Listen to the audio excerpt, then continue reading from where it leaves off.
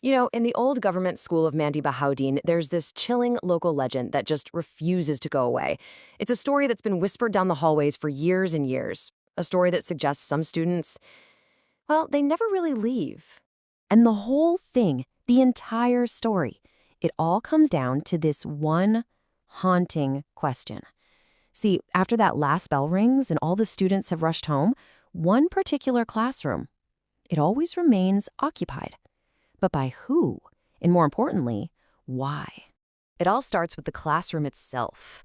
Long after the school has gone quiet, anyone who's brave enough to walk past its closed door might just hear something. Sounds that have absolutely no business being there. Okay, so just picture this. The whole school is dead silent, right? And as you walk past the door to classroom 13, you hear these distinct sounds. The soft rustle of a book's pages turning, the frantic scratching of a pencil on paper, even a quiet little cough.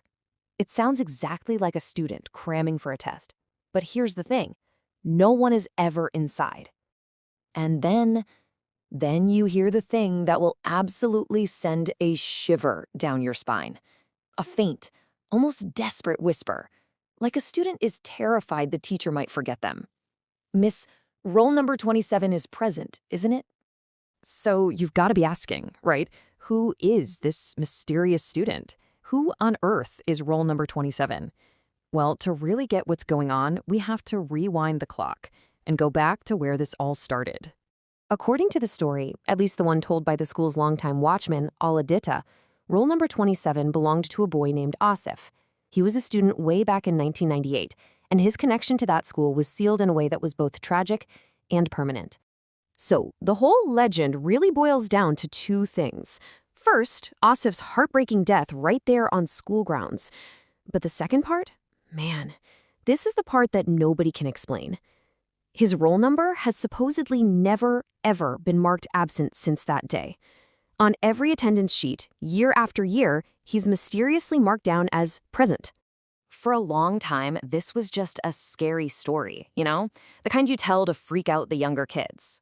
But then, one night, a group of 10th graders decided they'd had enough. They were going to prove it was all a myth, once and for all. And their plan? Oh man, it was just classic teenage bravado, wasn't it? They were going to sneak in late, march right into the so-called haunted classroom, leave a nasty message on the board for the ghost, and film the whole thing to show everyone how brave they were. I mean, what could possibly go wrong? So they actually did it. They got inside the school after dark. You can just imagine the flashlight beam cutting through that dusty, quiet air, landing on all the old desks and on the blackboard, where a teacher had left a note about a Monday test. They just wiped it away, making room for their own message. And this is the message they left. A really cruel, childish taunt aimed right at the spirit of a boy who died getting his own results. Brother Asif, the results are out. You failed. They even drew a little laughing face. It was just a profoundly disrespectful thing to do. And right then, the second that chalk hit the board for that last emoji, everything changed. The game was officially over. And the consequences, they were about to begin. I mean, the instant they finish writing, bam, every single light in the school just clicks off. At the exact same time.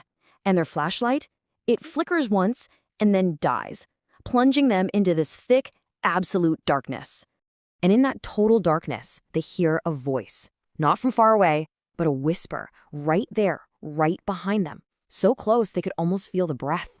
The miss said, roll number 27 must be present. It was the same voice from the legend, but this time it was talking to them. So one of the kids is freaking out, smacking the flashlight, and somehow it flickers back to life. He aims it at the blackboard, and their message, it's gone. Wiped clean. And in its place, scrawled in what looked like red chalk, was a terrifying new message. You three are in the attendance for tomorrow. Yeah, that's all it took. They just lost it. Screaming, scrambling, running for their lives. And as they're booking it down the hall, they hear it, that slow, heavy, deliberate creak of the classroom door swinging shut behind them, all by itself. So fast forward to the next morning. The boys are in class, looking super pale, but trying to act normal. But then the teacher is calling attendance, and maybe out of habit, or maybe it was a mistake, she calls out roll number 27. And that's when it happened. All three of those boys answered at the exact same time, in perfect sync. Present, ma'am. But here's the thing. It wasn't a joke. The other kids could see it. They had tears streaming down their faces. And their voices, they weren't just in unison. They were identical. Unnaturally so. It was like one person was speaking through three different mouths. After that day, everything was different. This wasn't some campfire story anymore. It became a serious, very real warning to every single student who walked those halls. So now there's this unspoken rule at the school. It's simple, really. If you're ever walking past that classroom late and you hear a soft voice ask, "Roll number," you just keep walking. Don't you dare stop. And whatever you do, do not answer. Because the story became more than a legend, it became a rule for survival, a terrifying final warning that still echoes in that empty school. Because if you answer present, well, you might just be volunteering to be the next student who never gets to leave, the next one to be marked forever as present in the eternal attendance of roll number 27.